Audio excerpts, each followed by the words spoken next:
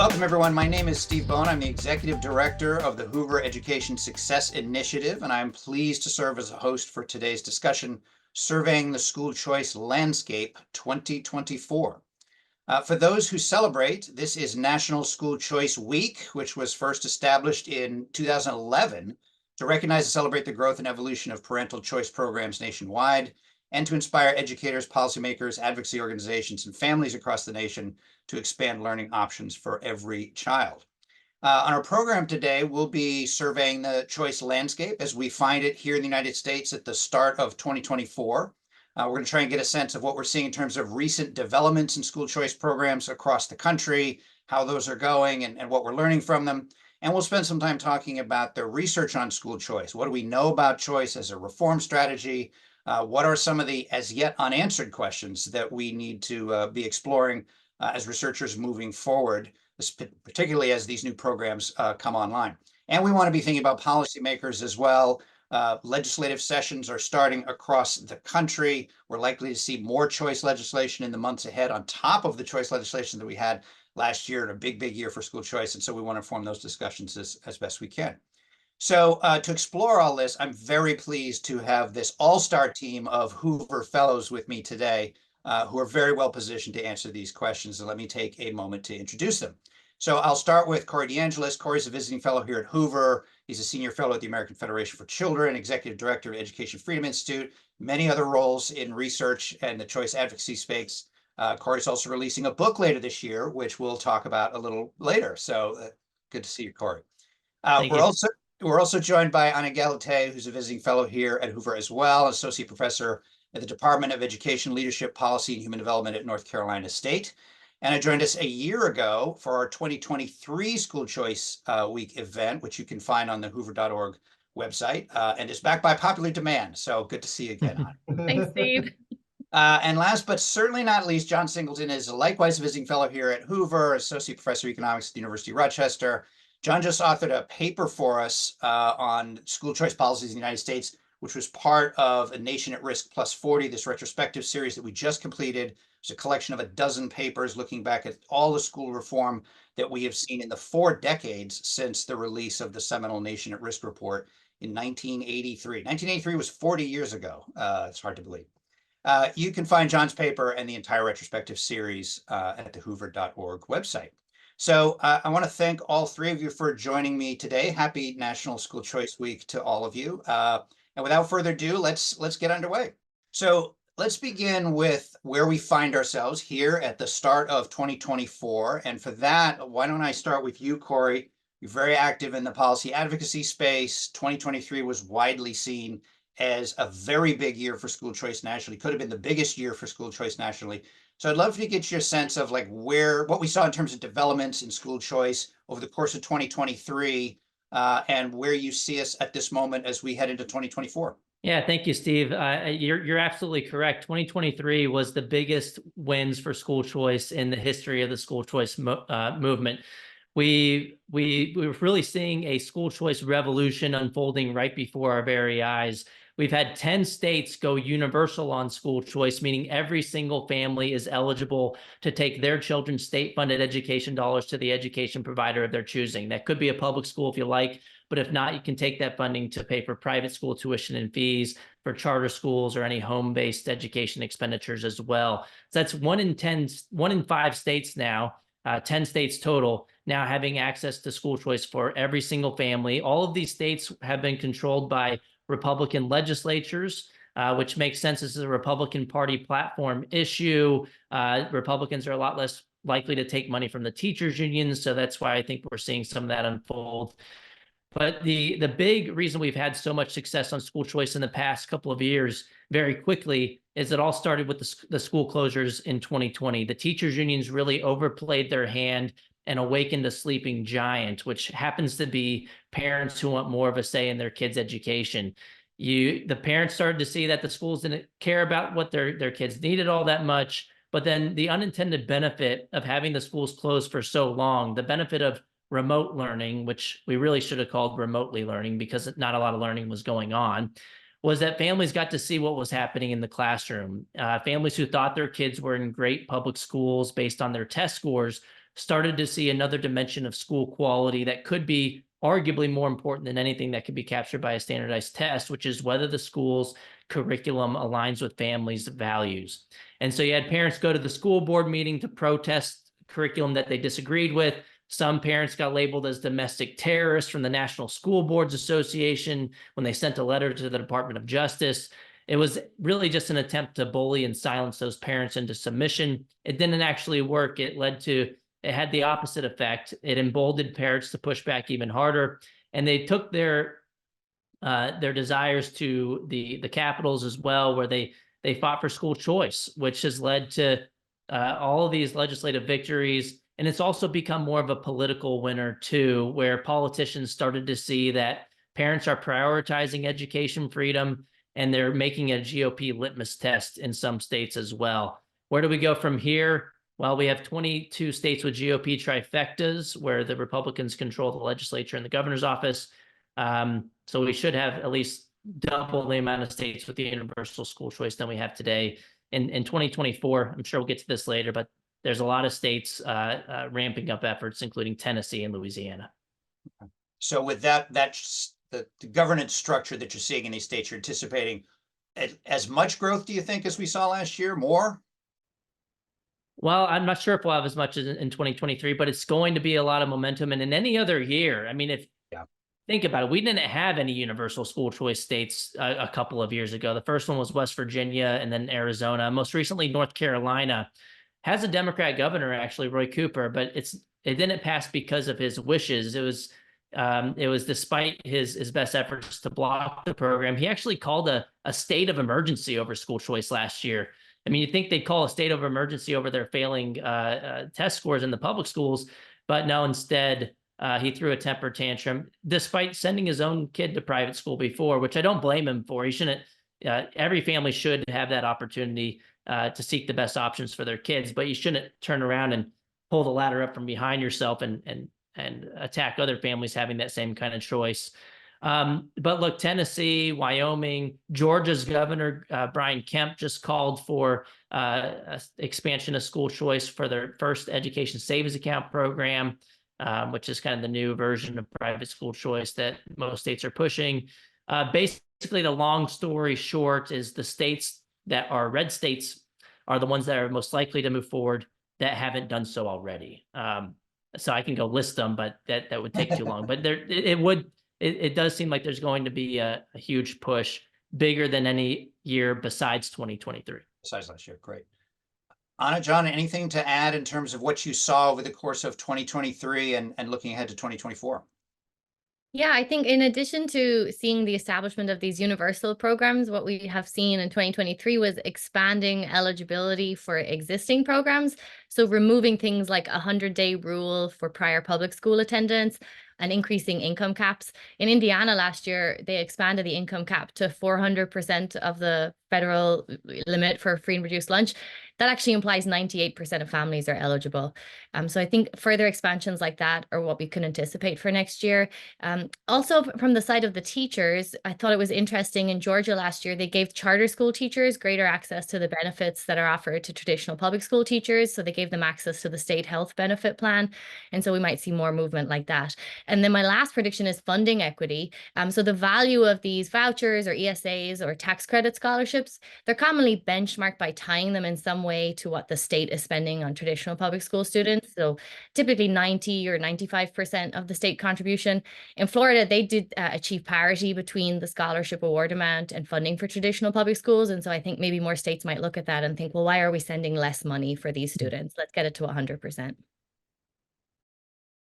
Just one perspective to add on that is, when we talk school choice in the United States, and I think this is especially true pre-pandemic and pre-2023, we were talking about charter schools. Like if you look at enrollments, there's 50 million school-age kids in the United States. About over 3 million of them are going to charter schools. Pre-pandemic, we're talking only about 500,000 using some kind of voucher program to go to a private school. So if that's where the growth is going to be, it's going to be a large inversion from where we've been for the last, almost 2 decades in terms of what the school choice landscape looks like. So let's shift a little bit to how we know whether we're making progress here. So obviously school choice is having a moment, it's fair to say, for the reasons that Corey laid out. lots of programs being launched, programs being expanded. I'd love to spend a moment on like, how do we measure the success of these programs? And I'm going to come to you, John, because in the recent paper that you wrote for us that I mentioned at the top, you made a case that the key measure for the success of sort of the choice movement is the degree to which it leads to improvement and change within the existing public schools, given how, just as you said, such a small population of kids in voucher sort of situation. So I'd love to sort of get your sense of like, how do we measure whether we're making headway here, whether the choice as a strategy is having an impact? Yeah. And I think you could ask the questions two ways. One is sort of measurement, sort of like what are the endpoints that we want to look at and say, choice is doing well, choice is not doing well. And, what kind of, who should it be impacting also? So I think those two questions are intertwined. So the perspective I come at it from is if we think about, and this is the perspective of the project, this book project as part of the Hoover Nation at Risk at 40 series, is one of the education interventions that the United States has really invested money and time into over the past 40 years. And at least on my mind, I think of it as three things. On the one hand, we have school choice policies, vouchers, charter schools, et cetera. There's, school accountability was for a long time has been a major emphasis. We can think about No Child Left Behind as sort of like the landmark example. And then school finance reform. So, there's been dramatic changes to the way that funding has been implemented across public schools in the United States. And so if the question we want to ask is where should we be allocating that marginal dollar?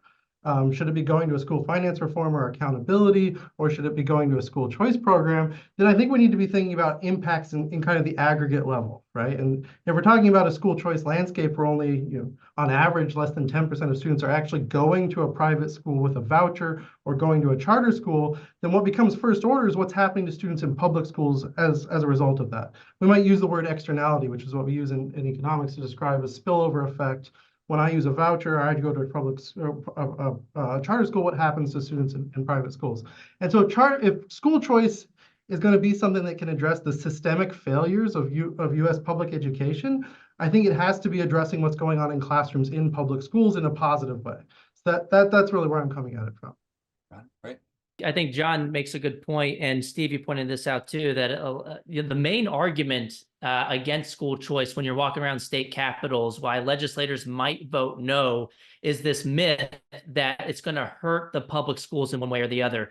But as John pointed out, that there's competitive effect studies. This is one of the clearest strands of research when it comes to school choice, in my view. There's 29 studies on this topic. 26 of them find positive effects in some way or the other of private school choice competition on the outcomes in the public schools. So I'd like to say school choice is a rising tide that lifts all boats. Anna did a review of this in 2013, I believe, in the Journal of School Choice. And at that time, there was like 21 studies on the subject. 20 of them had some sort of positive effects on the public schools. Most recently, in 2022, there's a meta-analysis on this topic by UT Austin researcher by the last name of Jabbar and her team, finding that if you pool all the effect sizes together and find that meta-analytic average, lo and behold, the effects are positive from these studies on the public schools. So if you're looking at the types of evidence that are most important to legislators, I would say it's what actually happens to the public schools, because there's a lot of fear-mongering that happens from the other side, trying to stop school choice, trying to protect the status quo. But at the end of the day, it's a win-win solution. Obviously, parents, when they get another opportunity, they're going to have better outcomes for their kids based on their mix of what they're choosing on for their kids' school. But the public schools and the defenders of the status quo will kind of concede this. Well, of course, if you get a choice, you're going to be better off. You're getting another opportunity. But what about the kids left behind in the public schools is what they'll say. Well, one response is the evidence is positive on that metric, but then also Anna mentioned this earlier, that there's a funding disparity between, if you get a voucher, you're only getting basically about half of what they spend in the public schools. In Arizona, they just went universal in 2022, expanding their program to everybody. Their public schools spend over $14,000 a kid per year. The voucher is only $7,000 per kid, and families are still flocking to that program. It's not all about the money. It's about the incentive to spend that money wisely. And as far as, the research on, are the kids using the program doing better off? I think the best metric of success is in the mind of their own parents. They have the best on the ground knowledge about what their kids need, and they have the best incentive to get those decisions right for their own kids. And parents choose schools for a lot of different reasons. partially based on academics, obviously, but they also care about safety. They want their kids in a school that's aligned, has a curriculum aligned with their values, which it's a side point, but there has been a lot of disagreement about what the curriculum ought to be. Some states have taken top-down approaches of saying, we got to make this curriculum for everybody or ban this concept or that concept. I think the better solution is actually school choice from the bottom up, letting families choose for their own kids. That's the only way where you're not controlling the curriculum for other people's children. This allows families to raise their own kids in ways that are aligned with their values. So I think having a bunch of different types of outcomes is good to look at. You don't want to be myopic and only look at standardized test scores. You should look at satisfaction, which encompasses everything that a parent actually cares about. You know, the fact that we see any benefit from the competitive effects literature, so looking at how the district schools perform after a voucher program is started, I think it's fascinating, and it speaks a lot to the power of these programs because it's relatively tiny, the number of participants. We're talking 690,000 students last year were using an ESA, a voucher, or a tax credit scholarship. Like John pointed out, that's out of 50 million students enrolled in public elementary and secondary schools. So I think that's very encouraging, and I think politicians are starting to recognize that it doesn't have to be a zero-sum game. It's not a choice between promoting choice schools and promoting district schools. There's a statement recently from Tennessee Governor Bill Lee, and he said his goal is to establish Tennessee as a leader in providing choice for families while also striving toward the best public school system in the country. I think we'll see more language like that moving forward. So let me stay on this question of what the research is telling us and kind of where we are in the status of research on school choice. Anna, you just got back from the International School Choice Conference here in Madrid a couple of weeks ago. I know a lot of papers rolled out at that conference. I'd love to get your sense of, do we have the right research in place? Are we learning the right things? Is there more we need to be doing on the research front? Because clearly, as Corey said, there's opposition that's pretty well organized, well funded, and it does feel like more research is what we need to maybe change the hearts and minds here. But we'd love to get your sense of sort of where we are in terms of choice research. Yeah, I like to think of it as the research landscape 1.0 and 2.0. In the previous set of research, we were really invested in establishing, well, what are the effects on things that we can measure and we really care about, like test scores, right? We've seen a decline, particularly related to the pandemic, that we would love to reverse. We've been set back to where we were in the 90s. We want to get back to where we were before the pandemic.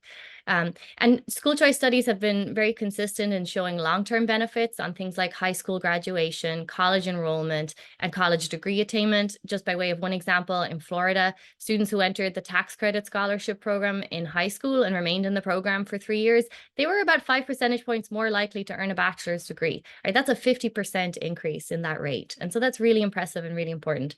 But when I talk about the research landscape 2.0, that's what we were really talking about at the School Choice Conference, is these new programs are very different from what has been studied in the past, right? In two big ways. ESAs have almost universal eligibility. That's very different from the targeted programs we've been studying up until now. And they're not just allowing users to enter a private school, to pay tuition at a private school, they're allowing them to purchase a range of services, right? It's not just tuition. And so I think the focus for the researchers is really eager for us to shift gears. And so we need to be thinking about new ways of collecting these data on implementation. How are the programs functioning? How are parents spending the money? What are the friction points where there's issues cropping up that could spell the downfall for a program that was a legislative victory, but will it actually be a programmatic victory once it's implemented? Right. So just for viewers who may not be familiar with this, education savings accounts really are sort of revolutionary sort of concept where the money is, as you say, is not going to another school necessarily that's already been established. The money is going to families. And some of these programs have pretty broad sort of swath of things that they can spend money on. And so it is going to be quite a challenge to figure out, is the money being spent the right way, especially if states, to Corey's point, are really trusting parents to make decisions about where to invest those dollars. So John, Corey, I'd love to get a sense, building off what Anna just said, sort of where we need to go with the choice research moving ahead, especially we now have this massive expansion of programs and some new models here that we frankly don't have a lot of literature on right now. Yeah. I echo to what Anna said and sort of reemphasize, like the kinds of data systems that researchers are used to working with are set up such that they track students who interact with the public education system in some way, right? So we've got very high quality studies on charter schools and vouchers, in part because those students are interacting with the public school system. So we see things like standardized test scores, graduation rates, et cetera. These new programs, it's going to be different in terms of what kind of data sources are researchers going to be able to draw on. So I think that's an important thing moving forward. The other one I would come back to with Anna is thinking about long run impacts. I know we've seen some studies on graduation rates, but I think a missing puzzle across the school choice landscape is what's happening to these students once they're in the labor market. 20, 30 years post-elementary school. How are they doing in terms of job finding and job success in terms of their career trajectories? I think that's a big gap that, even when we think about, voucher programs and charter programs, we don't have a lot of evidence on right at the moment.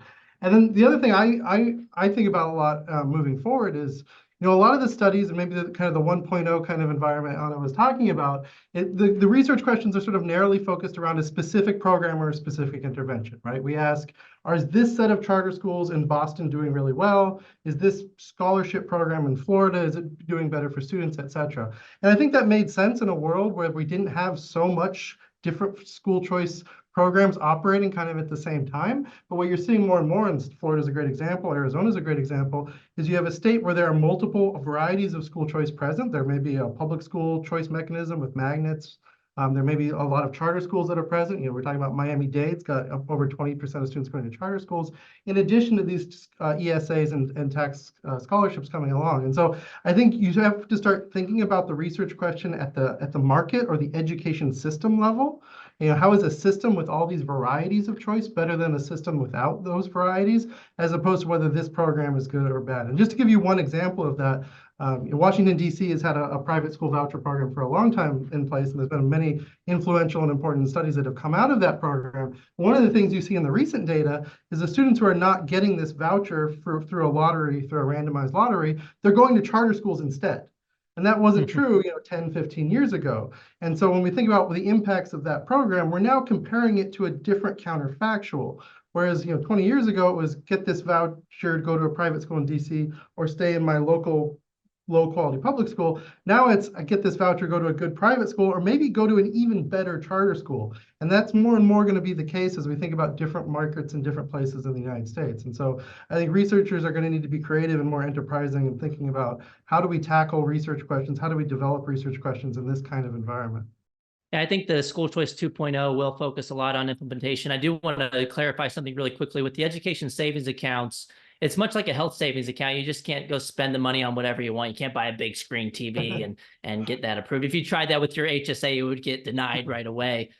So it's any approved education expenditure, that could be homeschool curriculum. It could be special needs educational therapies for students with special needs, or private tutoring or otherwise. And each of these programs usually have annual audits for a random sample of the families too, so that they can make sure it's not being used on fraudulent expenses.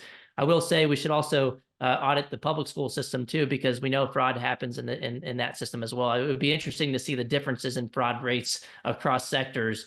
That's another area of research that could be done. But as someone mentioned earlier, we are seeing a different type of program now. This is something we haven't seen before, where everybody is eligible. So in Arizona, for example, when they opened the floodgates and let everybody use the program, they went from only having about 10,000 students using their program that was around for about a decade before they went universal, to this year, they now have about 70,000 students, a 7-fold increase in the participants in 1 year since they've gone universal. So you might expect different effects based on the different sizes of the program. I was at the Madrid conference as well with Anna, and we both, I think we're in the same session, looking at a really good paper from Heritage authors, Lindsay Burke, Jay Green, and Jason Bedrick, where there's this claim that, well, if you subsidize it like we did with higher ed, well, the prices are going to go up. Well, they actually found in K through 12, with the expansion of school choice, prices went up if you just look before and after. But if you compared to states that didn't have school choice, they actually found a reduction, a lower increase in inflation in private school tuition in states with school choice. And they theorized it could be because of market entry. You give the money to the families, more private providers might open up, especially if you have ESAs where it doesn't have to be a brick and mortar school. The supply side could respond, and then competition could have a downward effect on prices too. So these kinds of questions that hadn't really been studied all that much before are really interesting to look at.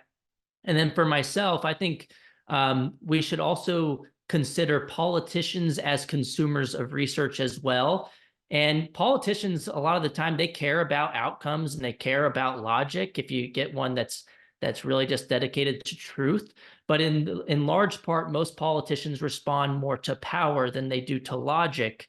So I would like to look at things like, if you vote for school choice, what does that happen to your likelihood of being reelected?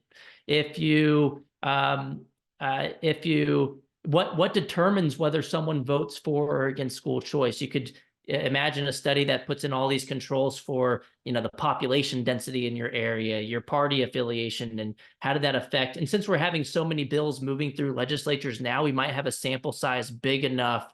It might be hard to collect those data, but a little birdie tells me someone in Texas is looking at the latest vote in Texas where they actually had some variation. 21 Republicans voted against their own party platform, mostly from rural areas, against school choice. They happen to be the guys who are more of the moderates and sided with Democrats and other things too. But it would be interesting to run that regression and see a little bit more about the political process, because whether we like it or not, school choice bills go through that process in every state. And I think that would be informative for voters too, that they might care a lot about the outcomes of students, but they might not know how the sausage is made. And so I think looking at politicians as consumers of research would be important too.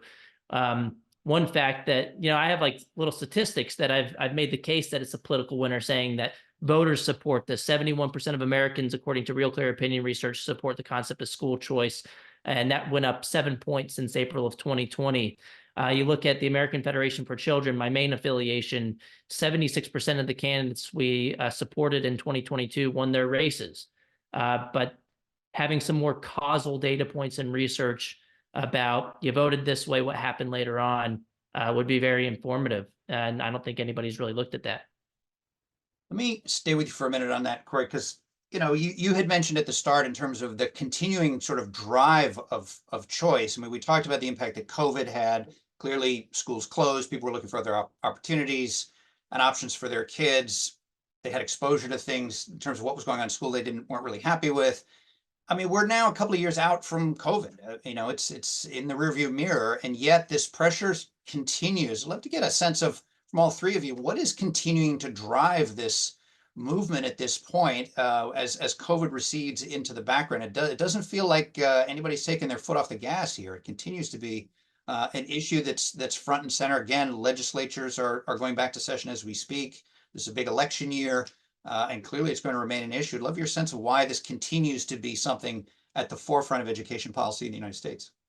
Steve, we're studying this in North Carolina. We actually are partnering with the DPI, the Department of Public Instruction here. They designed the research questions with us because they want to know the same thing, right? So we're surveying people who applied to the state's voucher program before COVID years, during COVID years, and then after, to see what their reasons for applying have been and if they're changing over this time period.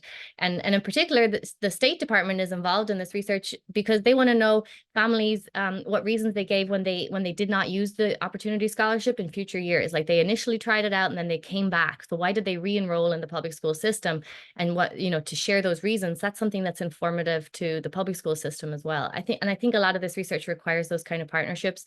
We're working with the state government agency that's charged with administering the program, which is not our state education authority. It's a separate standalone agency. And so I think this is going to be really helpful for giving us empirical evidence, because we have a lot of assumptions that we can make and hypotheses as to what's continuing to drive the movement. But we have parent data from surveys of 8,000 parents that we're processing right now that will be able to shed light on some of these, empirical reasons. Yeah, I will say if it was all about just the schools being closed, we wouldn't have seen the biggest wins in 2023, right? The schools were all open in 2023. So it's something else going on. And I would say it's it's a couple of things. One, I alluded to it earlier. I think that politicians are seeing it more as a political winner. In Tennessee, where they have a win that's probably going to happen in 2024, Governor Bill Lee's proposal to expand the existing program statewide. In the midterms, they had about 10 Republicans in the House that were running in their primaries endorsed or funded by the teachers unions, and 9 of them lost. So it's become a political kiss of death to be associated with the teachers unions in some of these states, not in all of the states. But also, if you look at the hearts and minds of the voters, this has changed overall too. In Texas, where I live, they put school choice on the ballot in the Republican primary, at least, and 88% of the respondents said that they supported school choice directly on the ballot. So that's even better than a poll, because it's actual voters at the ballot box. And that had increased about 9 percentage points since they last put it on the ballot in 2018, when it was 79% support. They did this in Georgia too. It went from 73 to 79% support from 2018 to 2020. So that was a huge shift. Nationwide polling suggests the same pattern. But at the end of the day, I think it all comes down to political dynamics, and whether we like it or not, politicians want to win re-election. And you can't really disentangle these things, though, right? Like, if you were running on a policy that did not have scientific evidence supporting it, and if all the evidence showed that this indeed hurt the public schools, if you ran on school choice, it would be you'd be less likely to win on that issue of school choice. So I kind of talk about these things as being in different buckets, but they're all kind of related, because popularity and having the evidence on your side would help you in an election. So these aren't totally separate things. Great. So let me I want to move to implementation in a minute, and actually putting these programs into place, and the sort of policy challenges related to that. But just on the sort of political dynamic, I mean, are we, if you look ahead a few years, I mean, are we going to get to the point where you sort of have there's a red state, blue state divide here, where essentially you're going to have lots of school choice options in some states and no school or very few school choice? I mean, are we going to sort of bifurcate as a country here and have different choice options in the different states, and parents moving because they? I mean, where do you see this going? Because it has been a red state thing. I mean, is that what we anticipate to continue? We're going to see it bleed over to some of the blue states? I think it's going to start that way. It's going to be a red state phenomena for the short term. But I think in the medium to long term, it'll become more of a bipartisan thing because of those political pressures. You look at what happened in Virginia with Terry McAuliffe, the former governor who was running again, basically in 2021 against Glenn Youngkin, the Republican. Terry McAuliffe on the final debate stage had an infamous quote that's going to go down in campaign history, which was, "I don't think parents should be telling schools what they should teach." And this was in a state that closed the schools just about as long as California did. Even after the vaccine came out, the Virginia Education Association said that they still couldn't open the schools, and even after prioritizing the teachers with the vaccine. And so this backfired on him. He was winning in the polls, and then after that statement came out, it totally flipped, and Glenn Youngkin won by 6 points, a Republican with education voters, which basically never happens for Republicans. And so you go into the midterms in 2022. You look over a couple of states in Pennsylvania, Josh Shapiro, a Democrat, he was already up in double digits in the polls. He actually changed his education platform to include an explicit form of private school choice called Lifeline Scholarships. Josh Shapiro even went on Fox News last year to voice his continued support for school choice. And so I don't think he did that.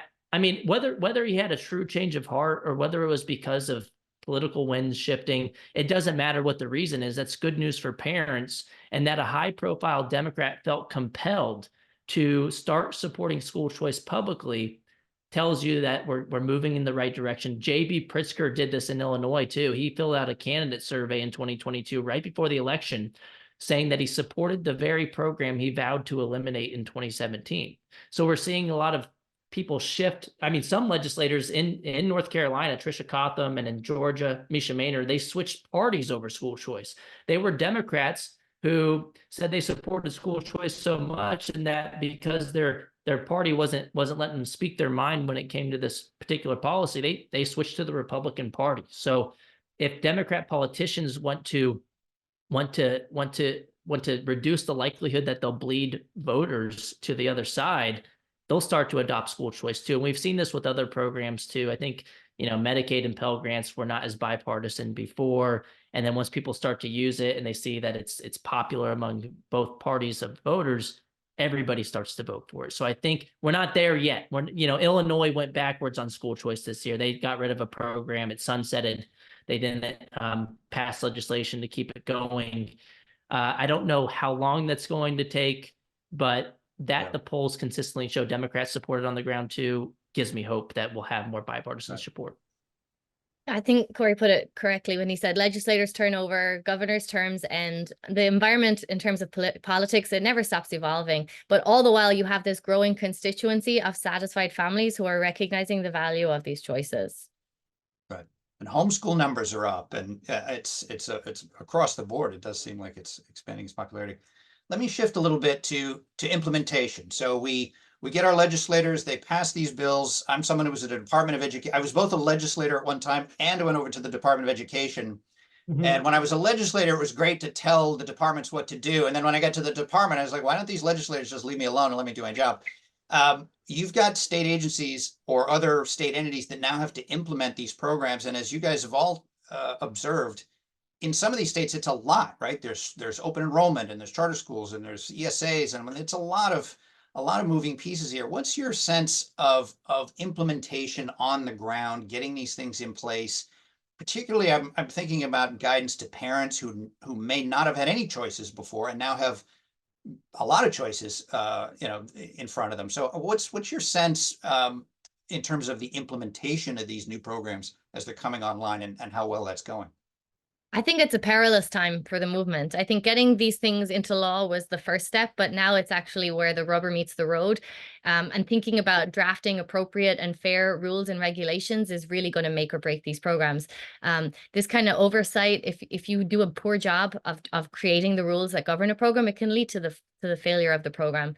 Death by overregulation can be deliberate, mm-hmm. or it can just be as a result of an indifferent bureaucrat that really doesn't know how to define some of these key terms that will then be critical to the parents that are trying to spend the ESA dollars, for example. Like, what is a curriculum? What is an eligible private school? This became an issue in Florida where ESA students couldn't choose private schools using a blended learning model because that's not how an eligible private school was defined, right? So I think being really thoughtful about defining these rules and regulations is going to be really critical, and also ensuring parents get to have input at various points in this process. Like, where do they get to insert their voices about what rules are helpful, what rules are necessary, what rules are effective. And then when providers don't work out, where's the feedback mechanism to say, hey, this was a terrible experience. Where do we get to rate them so other families don't spend their ESA dollars with this provider? So we have to be constantly pruning this healthy educational marketplace so that we're encouraging creativity and trying new things and innovation and hoping that brings about great learning gains, but also having these checks and balances and price transparency and, of course, protections against fraud. Yeah, just passing the law and getting people to start using the program, that's just the first start of the process. And we see this in every state. The teachers union empire strikes back, as I like to put it. They'll fight it in the courts. They'll fight it legislatively again. They'll try to overregulate it. We saw this in Arizona too. They even tried to put it on the ballot to undo the program. They didn't get enough signatures to do so. This group called Save Our Schools Arizona. First of all, we should be saving our students. We should be focused on the kids as opposed to the institutions. But they'll try it in the courts. And now you have Governor Katie Hobbs, who went to private school herself. Again, another hypocrite on school choice. But she tried to get rid of the program. She fought it every step of the way. She said that it was bankrupting the state, which is totally, it's like Common Core math or something, because the public schools in Arizona spend twice as much as what they spend in the scholarship. So they're actually saving money. Katie Hobbs was continuously pointing to a $900 million cost of the program for students using the program, but they forgot the benefit of, well, if they were in public schools, these same students would have cost $1.8 billion. So that's a $900 million savings if you're just looking at basic math. But now she's calling to regulate the program, which I used to say that regulations of school choice programs have unintended consequences, but I think some of these are actually intended to undermine the program. And you know this in state legislatures too, because anytime a bill's about to pass, you'll have people that would never vote for the school choice bill, regardless of what's attached to it, start putting these poison pill amendments on the floor. And they'll try to say, well, they have to take all the same tests as the government-run schools that the kids are trying to escape. They have to have random admissions, and they can't.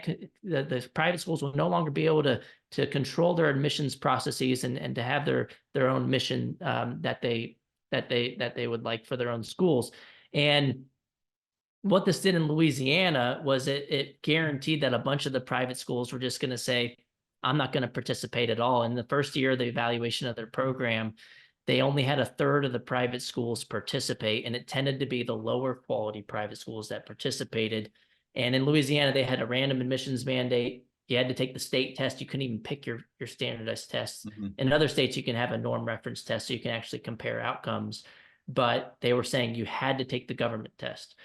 They also required that that tuition that the voucher had to be used for full payment. So if your voucher was $8,000 and your tuition was $9,000 or $10,000, they forced the schools to take the $8,000 as full payment, which then a lot of them would say, oh, this isn't financially sound for us, and they would just not participate. So that's a lot of unintended consequences. They could be intended from depending on who they're coming from, though. Two things I would just add is, at the foundation of whether a school choice program is working is whether parents are making decisions that improve the education, and economics would say the human capital of their children. And policymakers can help empower parents by, in particular, giving them better information about where are the good schools, what's a high quality school. Is this school going to improve my students' performance on some state or norm referenced exam? What are graduation rates at that school? What is the disciplinary policy or the interactions with the criminal justice system of students at that school? All of that information exists. All of that data is out there, but policymakers are reluctant to make it available to parents, particularly in a way that's digestible. And so the other thing I would add is that you can make researchers partners in this enterprise. Researchers are hungry for data. We're hungry to use these data in creative ways. We're hungry to use these data to inform policy. And so these data resources are available. And it just, I think what's lacking is the will to put them together and to develop them in ways that can make these kinds of programs even more efficacious by empowering parents to make good decisions. That's the kind of data that's needed to make sure that the marketplace is refreshing all the time, right? We want to think of like a moving stream, not a stagnant pond. We want to be winnowing out the lowest quality providers and enticing the new ones to join. And those are the data that we need to do that. Yeah, I mean, thinking of like one comparison here is the charter sector.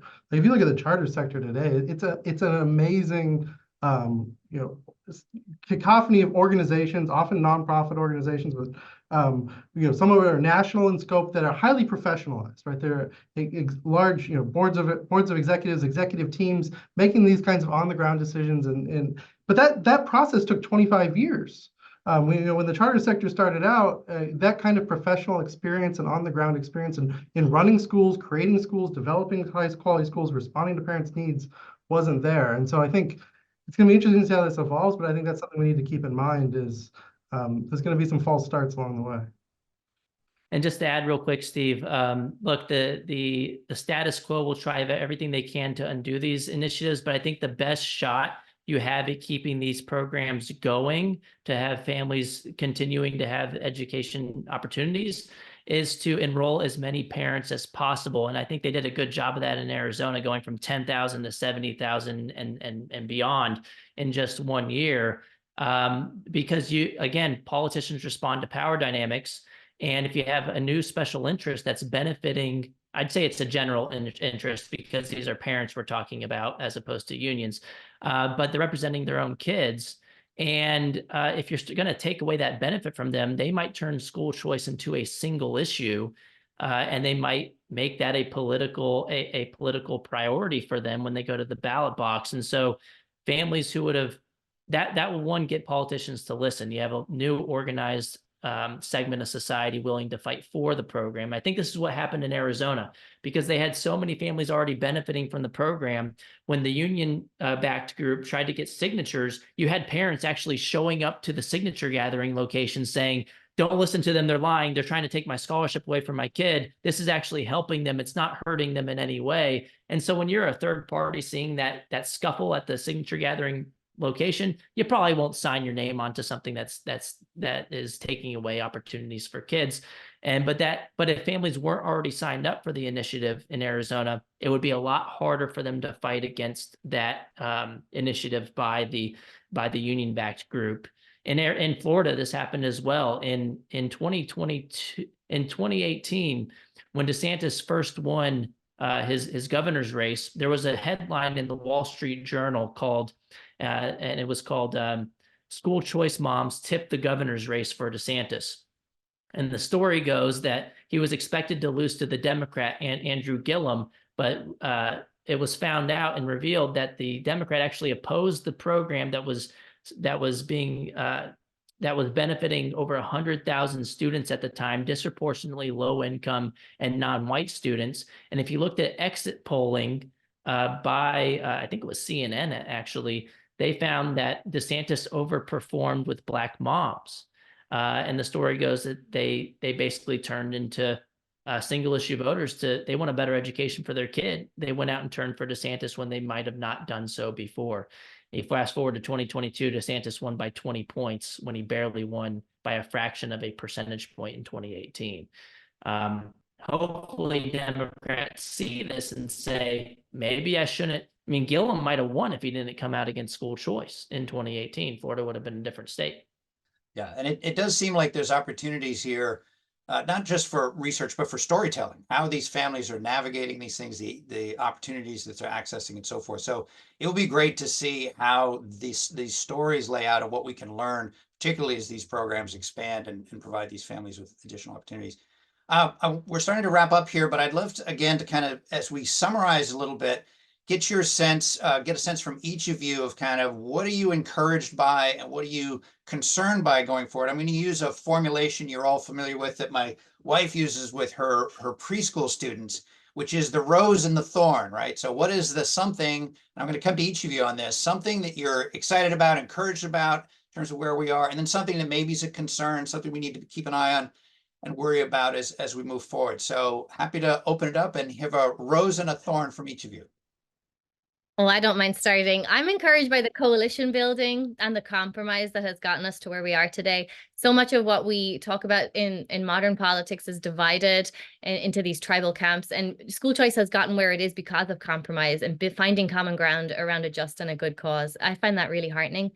The thing I'm concerned about is what comes next. So the nitty-gritty implementation decisions, they might seem low stakes in the moment, but they matter very much so for the future of the movement.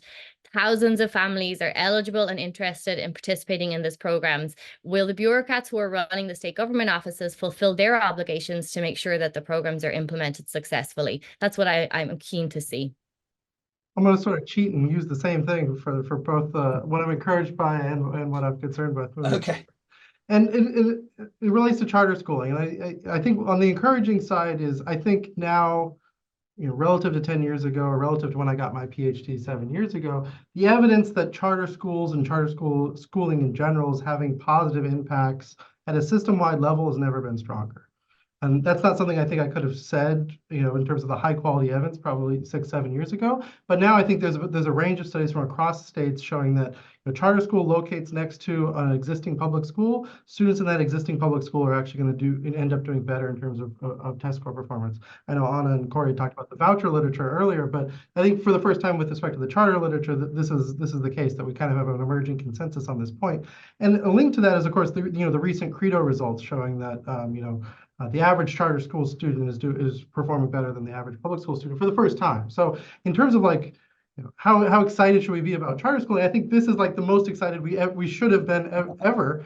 And there comes my concern is I think there's been a national retreat from kind of what was largely kind of a bipartisan consensus around the value of charter schooling. You have blue states that embrace charter schooling at least to some degree, and obviously red states were often the vanguard of charter schooling. And of course, blue states, we've seen that very much stagnated in the post-Obama world. But I'm a little concerned moving forward that this new momentum in terms of the school voucher program, which has a lot of uncertainties, or school voucher programs has a lot of uncertainties associated with it, may take away some of the attention or some of the utilization of some of these potential really high quality charter programs and opportunities there.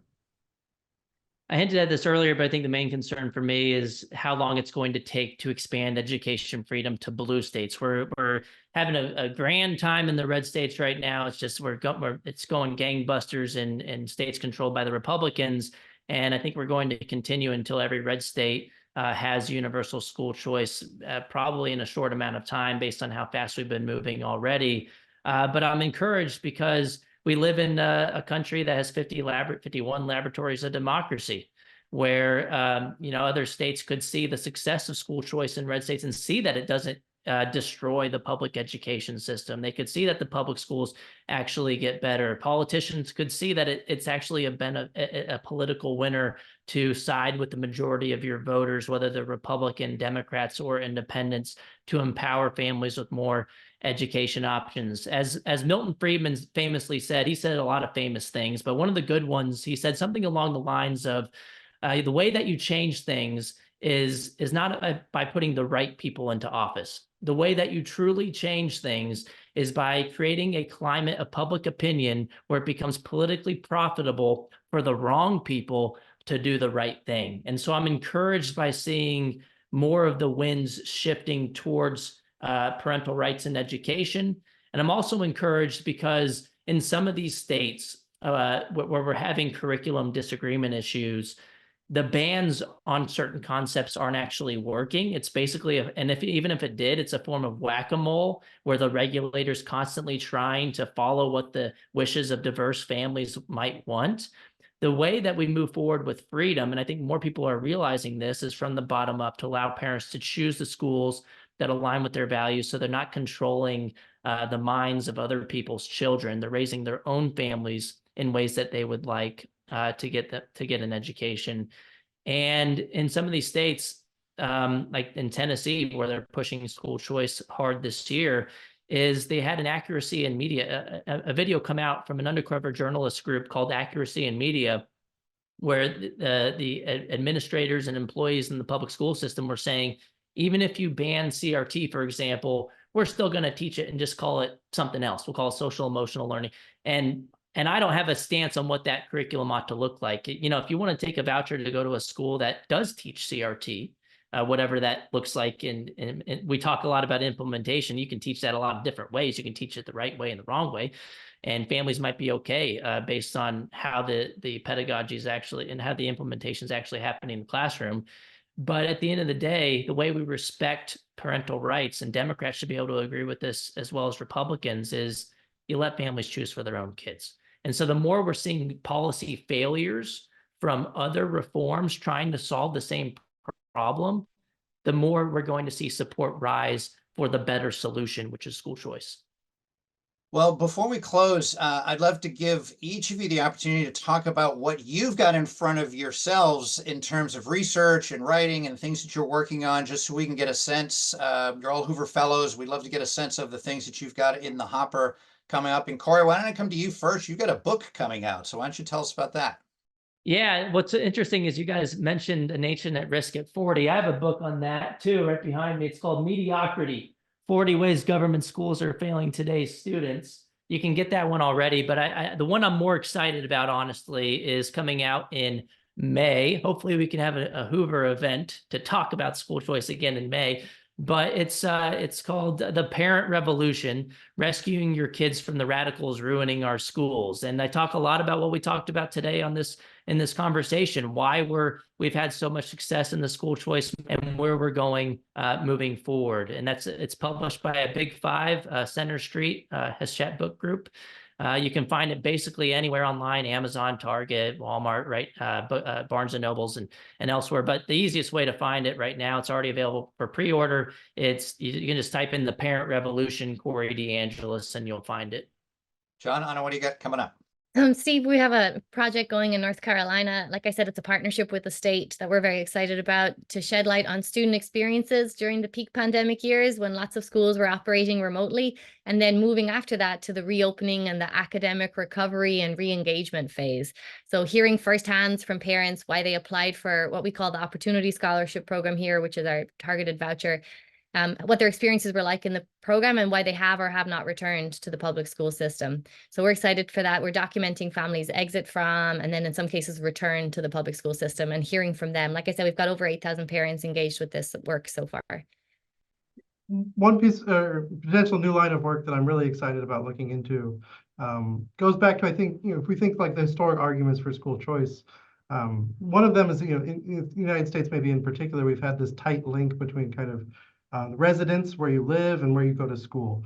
And one of the things that school choice does is it breaks that link. Right now, I can live in some neighborhood, but I can go to a school, a very good school in another neighborhood. And so I think one of the questions that raises, especially now as we have several cities in the United States where we've got a lot of students who are exercising some variety of school choice, 20, 30% of enrollment in some cases, is how that's changing neighborhoods. In particular, are we seeing neighborhoods becoming less segregated along racial and socioeconomic lines? If school choice allows me to say live in sort of a low quality neighborhood but still go to a high quality school, are families taking advantage of that? And is that creating more equality in sort of day-to-day interactions, as well as as the other things we tend to like school choice for? So. Great. All right, last question for each of you. As we've noted a couple of times, a lot of state legislatures heading back to work, governors going to be laying out their visions in their state of the state addresses, those kinds of things coming up here. If you had one piece of advice for state policymakers thinking about school choice, thinking about the programs they have, the programs they should have, what is the one piece of advice you would leave them with based on the research and work that each of you have done?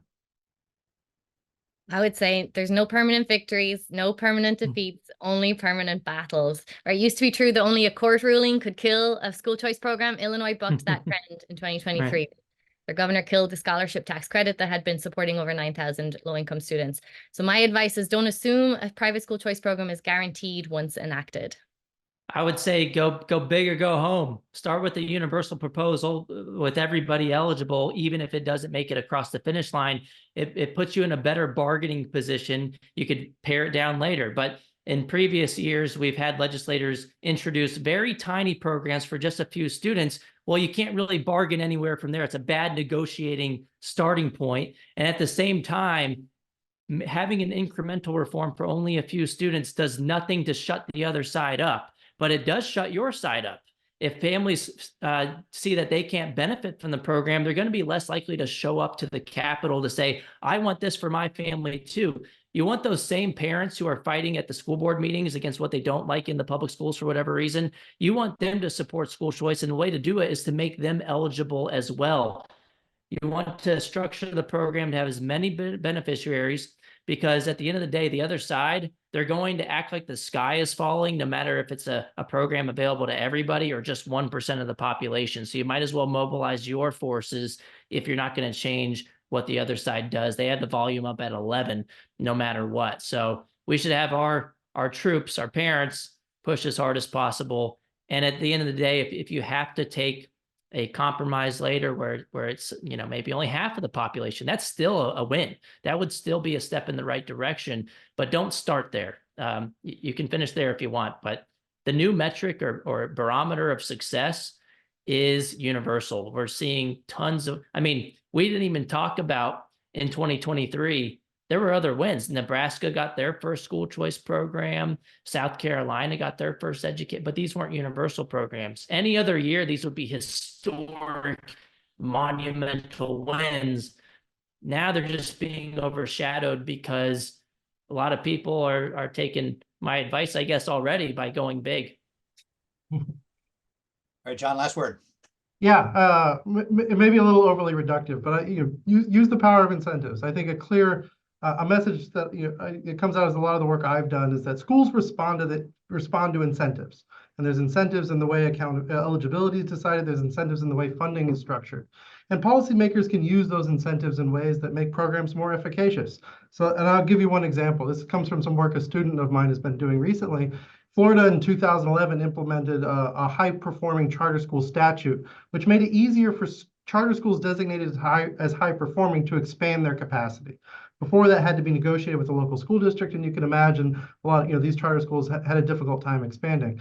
But one of the unintended consequences, and he shows this in his dissertation, and I think it's really compelling, is that those charter schools took the opportunity that they were designated as high performing, they expanded capacity. Before they were at capacity, and that meant that they weren't a competitive threat to surrounding public schools.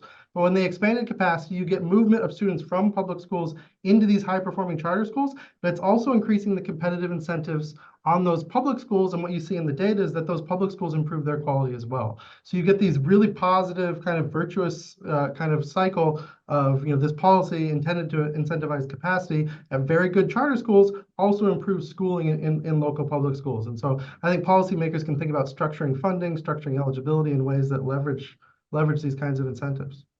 Great. Well, that's all the time we have. Let me thank the three of you for being with me today and for this terrific discussion and for the critical work that you're all doing to help develop these effective choice policies across the country. Really looking forward to the great work you all have coming, and thank you all for your time today. And let me also thank all of you who joined us today. If you want to know more about the research that Hoover has done on school choice, including an interactive school choice map that we've built, or our research on education policy more broadly, you can visit us at the hoover.org website. Plenty more to come on school choice and school reform more broadly. So thank you again for joining us, and happy National School Choice Week.